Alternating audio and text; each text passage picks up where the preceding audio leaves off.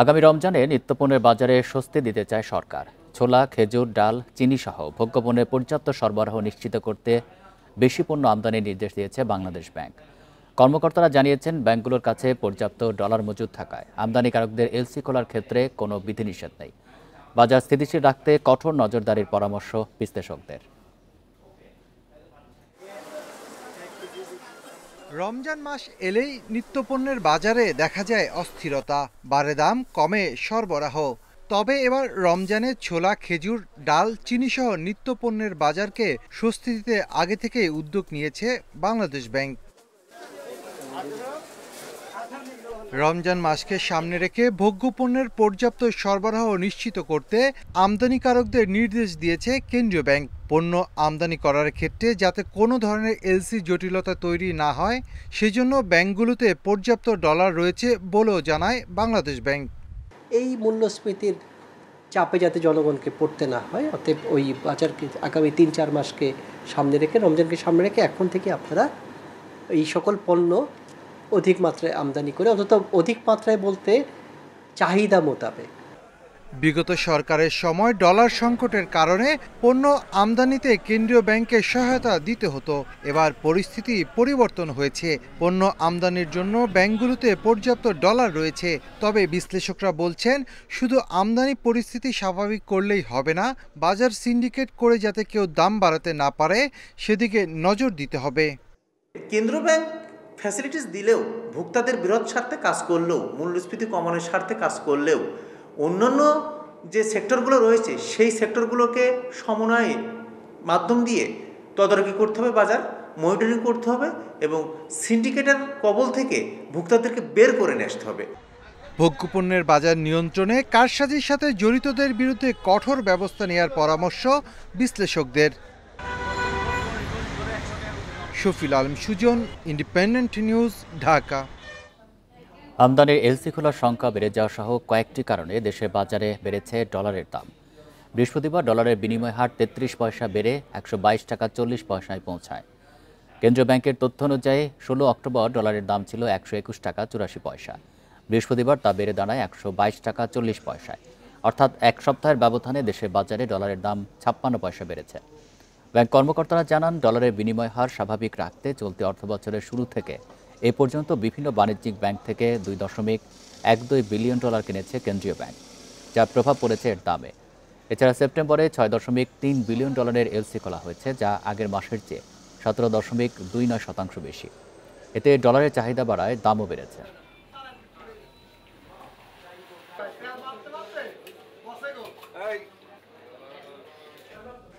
২০ জন শ্রমিক থাকলে trade union গঠনের সুযোগ, কালো তালিকা প্রথা নিষিদ্ধ, মাতৃত্বকালীন ছুটি বৃদ্ধি সহ ১৮৪টি পরিবর্তন এনে শ্রম আইন সংশোধন অধ্যাদেশ ২০২৫ অনুমোদন দিয়েছে অন্তর্বর্তী সরকার।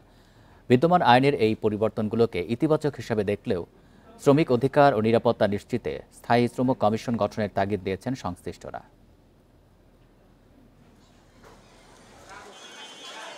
দেশের অর্থনীতিতে বৃহৎ অবদান রাখা শ্রমিকদের অধিকার নিশ্চিতে বিদ্যমান শ্রম আইনকে আধুনিকায়ন ও যুগোপযোগী করার উদ্যোগ নিয়েছে অন্তর্বর্তী সরকার। পাশাপাশি দেশের শ্রম খাতকে আন্তর্জাতিক মানে উন্নীত করা, শ্রমিকের কল্যাণ ও সামাজিক সুরক্ষা নিশ্চিত করার কথা বলা হয়েছে নতুন আইনে।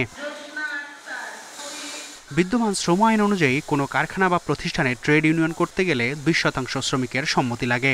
এখন সংশোধিত শ্রম আইনে কারখানার আকার ভেদে ২০ থেকে ৪০০ জন শ্রমিকের সম্মতির কথা বলা হয়েছে। এছাড়া একটি কারখানায় সর্বোচ্চ ৫টি ট্রেড ইউনিয়ন গঠনের সুযোগ থাকছে সংশোধিত আইনে। বেসরকারি খাতে নিয়োগকর্তাদের জন্য প্রভিডেন্ট ফান্ড গঠন অথবা শ্রমিকদের সর্বজনীন পেনশন স্কিমে অন্তর্ভুক্ত করা বাধ্যতামূলক করা হয়েছে সংশোধিত শ্রম আইনে। শ্রমিক হিসেবে স্বীকৃতি দেওয়া হয়েছে গৃহপরিচারক ও নাবিকদের। এছাড়া শ্রমিকদের কালো তালিকাভুক্তির চর্চা সম্পূর্ণ বেআইনি ঘোষণা করা হয়েছে। যেটুকু অগ্রগতি হয়েছে এটাকে ভিত্তি করে সংশ্লিষ্ট অন্যান্য যে ধারাগুলো, সংশ্লিষ্ট অন্যান্য যে সুরক্ষাগুলো বা অধিকারগুলো নিশ্চিত করতে হবে, সেক্ষেত্রে সংশোধনী আসলে এটা একটা, আমি বলবো, ভালো অগ্রগতি। যদি আমি আবারও বলতেছি যে এটি একদম সবকিছু পেয়ে যাওয়া না। তবে বাস্তবায়ন ও নজরদারি এখন মূল চ্যালেঞ্জ বলছেন খাত সংশ্লিষ্টরা। এছাড়া শ্রমিকের অধিকার আদায়ে স্থায়ী শ্রম কমিশন গঠন ও জবাবদিহি নিশ্চিতের পরামর্শ দিয়েছেন অনেকে। এই অগ্রগতি তো শ্রমিকদের জন্য, শ্রমিকদের কাছে নিয়ে যেতে হয়, তাহলে সংশ্লিষ্ট অন্যান্য বিষয়গুলোর সংশোধন করতে হবে, প্রাতিষ্ঠানিক ব্যবস্থা নির্দিষ্ট করতে হবে এবং জবাবদিহিতা তৈরি করতে হবে, যাতে যারা বাস্তবায়নের দায়িত্বে তারা জবাবদিহিতার মধ্যে থাকেন। অধ্যাদেশে শ্রমিকদের সুবিধার জন্য ভবিষ্যৎ তহবিল গঠনকে বাধ্যতামূলক করা হয়েছে। প্রসূতি ছুটি বাড়িয়ে 120 দিন করা হয়েছে। এছাড়া কর্মস্থলে দুর্ঘটনায় ক্ষতিপূরণ তহবিল গঠনের কথাও বলা হয়েছে অধ্যাদেশে। মেহেদী হাসান, ইন্ডিপেন্ডেন্ট নিউজ, ঢাকা। ঢাকার খুচরা বাজারে চাল, ডাল, সয়াবিন তেল সহ বিভিন্ন পণ্যের দাম গত সপ্তাহের মতো থাকলেও সবজির দাম কমেছে। বাজারে আসতে শুরু করেছে শীতের সবজি। শিম, ফুলকপি, বেগুন সহ বিভিন্ন সবজির দাম কেজিতে 10 থেকে 15 টাকা কমেছে। এ সপ্তাহে কমেছে ডিমের দাম, তবে 10 টাকা করে কেজিতে বেড়েছে পোলাওয়ের চালের দাম। শীতের হাওয়া বইছে শহর জুড়ে, জানিয়ে দিচ্ছে ঋতু বদলেছে। সে হাওয়া লেগেছে সবজির বাজারেও। রাজধানীর কাউরান বাজারে সকাল থেকে ক্রেতাদের ভিড়। তাজা শীতের সবজি সাজিয়ে রেখেছেন বিক্রেতারা। দাম কমেছে অধিকাংশ শাকসবজিতে। গত সপ্তাহে সিম বিক্রি হয়েছে 140 থেকে 150 টাকায়, যা শুক্রবার বাজারে 70 থেকে 80 টাকা। ফুলকপি, বাঁধাকপিও গত সপ্তাহের থেকে কমে বিক্রি হচ্ছে 50 থেকে 60 টাকায়। বেগুন গত সপ্তাহে 80 টাকা কেজি বিক্রি হলেও আকারভেদে বিক্রি হচ্ছে 40 টাকায়। তবে মুরগির দাম রয়েছে স্থিতিশীল। কিছুটা তুলনামূলক কম আছে, যেমন বেগুন, এই যে বরবটি, তুলনামূলক সব সবজি 10 টাকা 20 টাকা কেজিতে কম। বটবড়ি ছিল মনে গত সপ্তাহ 60 টাকা, এখন চলে মনে করেন হুদা 40 টাকা। কপি ছিল গত সপ্তাহ 50-60 টাকা, এখন হুদা 30 টাকা। দেশি আসলে তো এটা 20-25 বা 30 টাকা হওয়ার কথা, কিন্তু সেই তুলনায় এখনো হয়নি। ডিমের দাম ডজন প্রতি 5 থেকে 10 টাকা কমলেও শীতের হাওয়া লাগেনি মাছের বাজারে। পোলাওর চালের দাম কেজি প্রতি বেড়েছে 10 টাকা। গত সপ্তাহে একটু বাড়তি ছিল ডিমের দাম, এই সপ্তাহে একটু কমছে। লাল যেমন ছিল 40-45 টাকা বিক্রি করছি, এই সপ্তাহে যেমন 30 টাকা চলে আসছে। যেহেতু ইলিশ মাছ নাই, এই জন্য মাছের দামটা একটু বেশি। এই যেমন ট্যাংরা মাছ 600 টাকা কেজি, শিং মাছ 500 টাকা কেজি, দেশি কই মাছ 800 টাকা কেজি। শুক্রবার হিসাবে মাছের দাম 10 টাকা মনে করেন যে একটু বাড়তি। পোলাও চালের দাম বাড়ছে একটু 120 টাকা। গত সপ্তাহ ছিল 10 টাকা, এই সপ্তাহে 120 টাকা। বিক্রেতারা বলছেন শীত যত বাড়বে সবজির সরবরাহ তত বাড়তে থাকবে, কমবে সবজির দাম। ক্রেতাদের দাবি সবজি সহ বিভিন্ন পণ্য নিয়ে যেন কেউ কারসাজি করতে না পারে, সেদিকে প্রশাসনকে তৎপর হতে হবে। Mamunur Rahman, independent news, Dhaka. উচ্ছেদের পর বকেয়া ভাড়া নিয়ে বনানী কাঁচা বাজারে 39টি অবৈধ দোকান বরাদ্দ দিয়েছে ডিএনসিসি। ফুটপাত ও সুয়ারেজ লাইনের ওপর স্থায়ী অবকাঠামোতে নির্মাণ হচ্ছে দোকানগুলো। অনুমোদন কমিটিকে পাশ কাটিয়ে প্রধান সম্পত্তি কর্মকর্তা দেন এই বরাদ্দ। অভিযোগ রয়েছে দোকান বরাদ্দের পেছনে রয়েছে মোটা অঙ্কের লেনদেন। এই বরাদ্দে দুর্নীতির সুযোগ দেখছেন দুদকের সাবেক মহাপরিচালক। 2016 সালে ডিএনসিসির বনানী কাঁচা বাজারে আগুন লাগে। এতে মার্কেটের নিরাপত্তা বিবেচনায় দেয়াল ঘেঁষা অস্থায়ী 33টি দোকানের বরাদ্দ বাতিল করে নগর কর্তৃপক্ষ। কয়েক দফায় ব্যর্থ হওয়ার পর 2022 সালে দোকানগুলো উচ্ছেদ করে ডিএনসিসি। জুলাই অভ্যুত্থানের পর উচ্ছেদ করা দোকানের ব্যবসায়ীরা নগর ভবনের বিভিন্ন মহলে তদবির শুরু করেন। পরে গত 17 আগস্ট প্রশাসকের অনুমোদনে বকেয়া ভাড়া নিয়ে প্রধান সম্পত্তি কর্মকর্তা শওকত ওসমান নতুন করে সব দোকান বরাদ্দ দেন। অস্থায়ী বরাদ্দ হলেও সেখানে তৈরি হচ্ছে পাকা স্থাপনা। আগের 33টি দোকানের জায়গায় এখন হচ্ছে 39টি। কে বা কারা নির্মাণ করছেন তা নিয়ে মুখ খুলতে রাজি নন নির্মাণ শ্রমিকেরা। তবে কাঁচাবাজারের এক ব্যবসায়ী বলছেন, নিপু নামে এক ব্যক্তি মোটা অঙ্কের অর্থের বিনিময়ে দোকান বরাদ্দ এনেছেন। দোকানগুলো নির্মাণ হচ্ছে ফুটপাত এবং সুয়ারেজ লাইনের ওপর। কন্ট্রাক্টরকে বলতে পারি না, আমাদের মজুরি এখান থেকে মানে লেবারের ভিতরে সর্দার আছে না, সর্দারে আইনে দেয়। সর্দার আসে না, সর্দার আসবে আসরের পরে। সিটি কর্পোরেশন লেনদেন করে করছি। এটা যে আনছে সেই বলছে যে আমি অনেক টাকা সিটি কর্পোরেশন দিয়ে এটা নিয়ে আসছি। নিপুণ এ নিয়ে ক্যামেরার সামনে কথা বলতে রাজি নন প্রধান সম্পত্তি কর্মকর্তা শওকত ওসমান। ক্যামেরা বাইরে রাখার শর্তে জানান, আগে যেহেতু দোকানগুলো ছিল, কর্তৃপক্ষের সিদ্ধান্তে আবারও সেগুলো বরাদ্দ দেওয়া হয়েছে।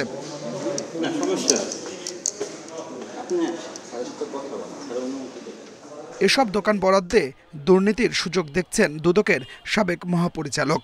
নিয়মকানুনের বাইরে ছিল বলেই ইতিপূর্বে উচ্ছেদ করা হয়েছিল। এখন সেই সিটি কর্পোরেশনই আবার এইটাকে বৈধ করছেন। নকশা তাহলে অনুমোদন হলো কিভাবে? এটা যারা করছেন সরকারি ক্ষমতার অপব্যবহার করে, তারা তো এইটা আপনার নিয়ম ভঙ্গ করছেন এবং এক ধরনের দুর্নীতিও করছেন। প্রশাসক সাহেব যদি নিজে অনুমোদন দিয়ে থাকেন তাহলে তো সেটি আরো দুর্ভাগ্যজনক। নিয়ম অনুযায়ী দোকান বরাদ্দের সিদ্ধান্ত নেয় 11 সদস্যের কমিটি, কিন্তু এই কমিটিকে পাশ কাটিয়ে বরাদ্দ দেয়ায় এর স্বচ্ছতা নিয়ে প্রশ্ন উঠেছে। Adilur Rahman, independent news, Dhaka. চলতি বছর দেশের 36টি কারখানা আন্তর্জাতিক পরিবেশ বান্ধব লিড সনদ পেয়েছে, যা এক বছরে সর্বোচ্চ। এর আগে 2022 সালে 30টি কারখানা এই সনদ পেয়েছিল। এবার সেই রেকর্ড ভেঙে নতুন মাইলফলক তৈরি করেছে তৈরি পোশাক শিল্প। 36টির মধ্যে 22টি কারখানা পেয়েছে পরিবেশ বান্ধব প্লাটিনাম সনদ। বর্তমানে দেশে 268টি লিড সনদপ্রাপ্ত কারখানা রয়েছে। এর মধ্যে 114টি প্লাটিনাম ও 135টি গোল্ড সনদপ্রাপ্ত। বিশ্বের শীর্ষ 100টি সর্বোচ্চ রেটিং পাওয়া লিড কারখানার মধ্যে 68টির অবস্থান বাংলাদেশে। যুক্তরাষ্ট্রের ইউএস গ্রিন বিল্ডিং কাউন্সিল থেকে পরিবেশ বান্ধব সনদ দেওয়া হয়। সনদ পাওয়ার জন্য প্রতিষ্ঠানগুলোকে কিছু শর্ত পূরণ করতে হয়। মোট 110 নম্বরের মধ্যে কোনো কারখানা 80-র বেশি পেলে লিড প্লাটিনাম এবং 60 থেকে 79 পেলে লিড গোল্ড সনদ দেওয়া হয়।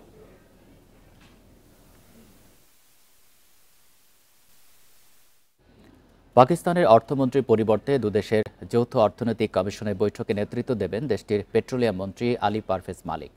এতে অংশ নিতে রোববার 3 দিনের সফরে ঢাকায় আসছেন তিনি। এ সময় বাংলাদেশ পাকিস্তান একটি সমঝোতা স্মারক সই হতে পারে।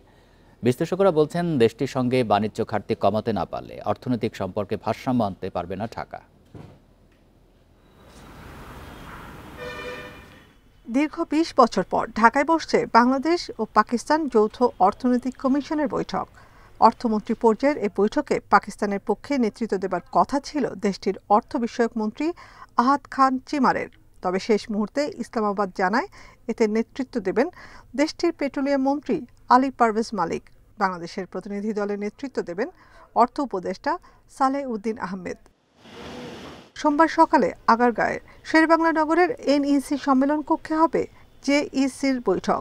গুরুত্ব পাবে ব্যবসা বাণিজ্য ও বিনিয়োগ বাড়ানো, কৃষি খাতে সহায়তা, আর্থিক সেবা খাত সহ সংশ্লিষ্ট খাতে সহায়তার বিষয়গুলো। আমরা তো অর্থনৈতিক ক্ষেত্রে চাই যে পাকিস্তানের সাথে সহযোগিতা বাড়ুক, যেটা আসলে অনেকটা একতরফাভাবে আটকে রাখা হয়েছিল অনেকদিন। তো স্বাভাবিক সম্পর্ক প্রতিষ্ঠার ক্ষেত্রে, বিশেষ করে অর্থনৈতিক ক্ষেত্রে আমাদের স্বার্থ আছে পাকিস্তানের সাথে সম্পর্ক প্রতিষ্ঠা এবং সেটাকে এগিয়ে নেওয়াতে। বিশ্লেষকরা বলছেন, দু দেশের বাণিজ্যিক লেনদেনের পাল্লা ইসলামাবাদের দিকেই ভারী। বাংলাদেশ পাকিস্তানের মধ্যে বাণিজ্য ঘাটতি চোখে পড়ার মতো। সরকারি পরিসংখ্যান বলছে 2024-25 অর্থ বছরে পাকিস্তান থেকে বাংলাদেশ আমদানি করে 78 কোটি 70 লাখ ডলারের পণ্য। একই সময় পাকিস্তানের রপ্তানি হয় মাত্র 8 কোটি ডলারের পণ্য।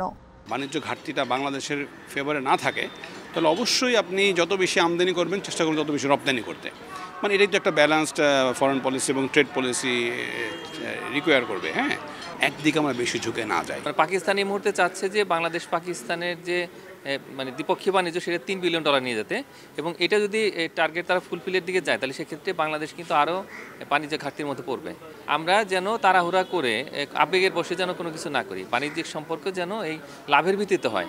দু দেশের মধ্যে বাণিজ্যে ভারসাম্য আনতে দেশটির বাজারে আরও বেশি শুল্কমুক্ত পণ্যের প্রবেশাধিকার নিশ্চিতে বাংলাদেশকে জোর দেওয়ার পরামর্শ বিশেষজ্ঞদের। নাফিদা দুবলা, ইন্ডিপেন্ডেন্ট নিউজ, ঢাকা। পটুয়াখালী পৌর এলাকায় 900 মিটার সড়ক নির্মাণে নিম্নমানের সামগ্রী ব্যবহারের অভিযোগ উঠেছে। স্থানীয়রা বলছেন, নির্মাণ কাজে ব্যবহার হচ্ছে ইট, খোয়া সহ নিম্নমানের সামগ্রী।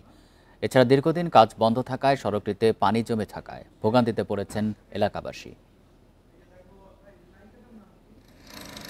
2024 সালের শুরুতে পটুয়াখালী পৌরসভায় জলবায়ু সহিষ্ণু নগর উন্নয়ন প্রকল্পের অধীনে 2টি সড়ক নির্মাণের উদ্যোগ নেয় পৌরসভা কর্তৃপক্ষ। এ সড়কের নির্মাণ কাজের দায়িত্ব পান ঠিকাদার রাশিদুজ্জামান পিটার। আওয়ামী লীগ সরকার পতনের পর কাজ ফেলে পালিয়ে যান তিনি। দীর্ঘদিন বন্ধ ছিল স্বাধীনতা সড়ক থেকে সোলাইমান মৃধা বাড়ি পর্যন্ত 900 মিটার সড়কের নির্মাণ কাজ। কিছুদিন আগে ঠিকাদার পিটারের অসমাপ্ত কাজ শুরু করেন তার প্রতিনিধিরা। তবে সড়কটি নির্মাণে নিম্নমানের সামগ্রী ব্যবহারের অভিযোগ তুলেছেন স্থানীয়রা। এই রাস্তায় কাম করে এককাল পচা ইট নিচে ঢালাই আছে, গাইডলের ঢালাই দেয় না, শুধুই মানে ইট গেতেই যাইতেছে। এই রাস্তা তো 1 বছরও থাকবে না, 1 বছর পরই আবার মনে করেন যে দুর্ভোগ ওই দুর্ভোগই হবে। রাস্তাঘাটটা করে তাড়াতাড়ি হয় আমরা খুব উপকারিত হইতাম। বৃষ্টির পড়ার কারণে এই জায়গাগুলো কাদা হয়ে যাচ্ছে এবং এখান থেকে যাওয়া, মাদ্রাসায় যাওয়া আসা অনেক কঠিন বিষয়। অনিয়মে জড়িত ঠিকাদারি প্রতিষ্ঠানের বিরুদ্ধে ব্যবস্থা নেওয়ার কথা জানিয়েছেন পৌরসভার কর্মকর্তা। ইটের ব্যাপারে একটু কমপ্লেন ছিল, আমরা ইতিমধ্যে ইটগুলো পরিবর্তন করেছি।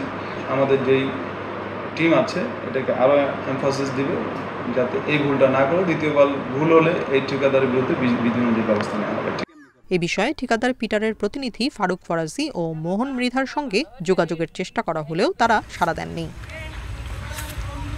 96 কোটি টাকা ব্যয়ে চলতি বছরের জানুয়ারিতে সড়কের নির্মাণ কাজ শেষ হওয়ার কথা ছিল, কিন্তু নির্ধারিত সময়ে এ কাজ শেষ হয়নি। এখন দ্বিতীয় দফায় মেয়াদ বাড়ানোর জন্য আরও সময় চেয়েছে পটুয়াখালী পৌরসভা কর্তৃপক্ষ।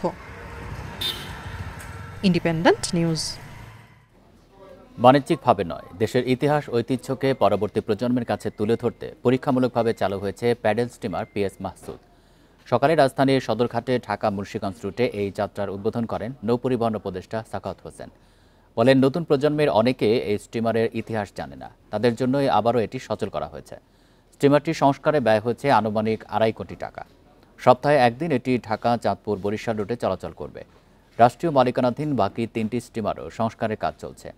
শিগগিরই সেগুলো চালুর পরিকল্পনা রয়েছে বলে জানান উপদেষ্টা সাখাওয়াত হোসেন।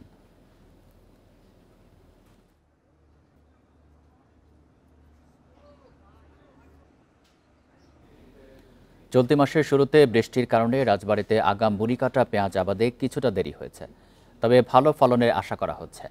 গত বছর থেকে এবছর আবাদ খরচ কম হওয়ায় লাভের আশা করছেন চাষিরা।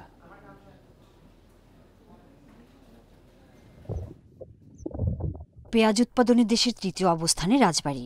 সারা দেশের 14% পেঁয়াজ এই জেলায় আবাদ হয়। সেপ্টেম্বরের শেষ সপ্তাহ ও অক্টোবরের প্রথম সপ্তাহের মধ্যে আগাম মুড়িকাটা পেঁয়াজ আবাদ শুরু করে চাষিরা। মুড়িকাটা পেঁয়াজ রোপণের 90 দিনের মধ্যে ফলন তোলা যায়, কিন্তু এবার কয়েক দফা বৃষ্টির কারণে দেরিতে পেঁয়াজ আবাদ শুরু হয়েছে। তবে ভালো ফলনের আশা করছে চাষিরা। পিছিয়ে আছে তাতে 10 দিন আগ পাশ আছে, এই 10 দিন আগে লাগা হলে একটু ফলনটা একটু আরো সময় ভালো ছিল। এরপরও আমাদের লস গেলে তো আমাদের সব বুড়াস।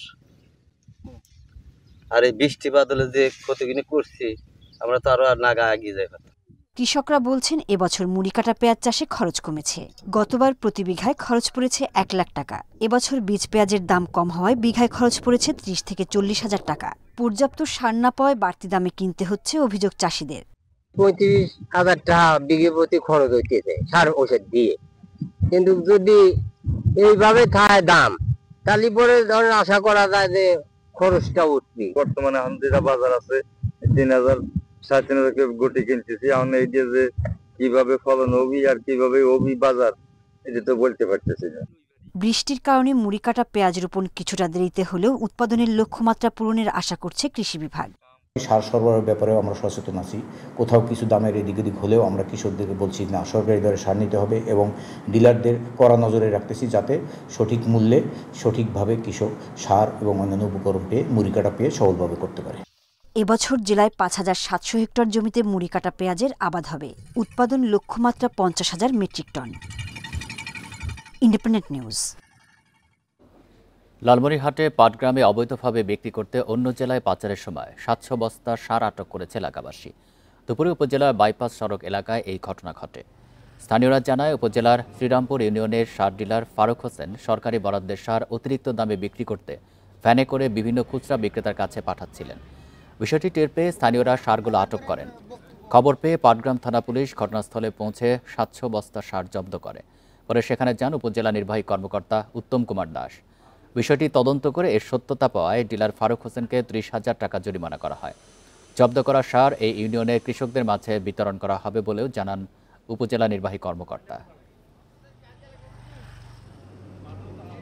স্বীকার করেছেন যে এটা উনি এখানে যে অবৈধভাবে শ্রীরামপুরের হওয়া সত্ত্বেও ডিলার উনি এইখানে মালামাল খুচরাভাবে বিতরণ করার সুযোগ করেছিলেন। এটা উনি অপরাধ স্বীকার করেছেন। অপরাধ স্বীকার করায় মোবাইল কোর্ট আইন অনুযায়ী আমি ওনাকে সর্বোচ্চ যে আইন আছে 30,000 টাকা জরিমানা করেছি। এ ছিল অর্থনীতি সারাদিনে। ইন্ডিপেন্ডেন্ট টেলিভিশনের সব খবরের আরো বিস্তারিত জানতে চোখ রাখুন ফেসবুক, ইউটিউব এবং এক্সে। ধন্যবাদ সবাইকে।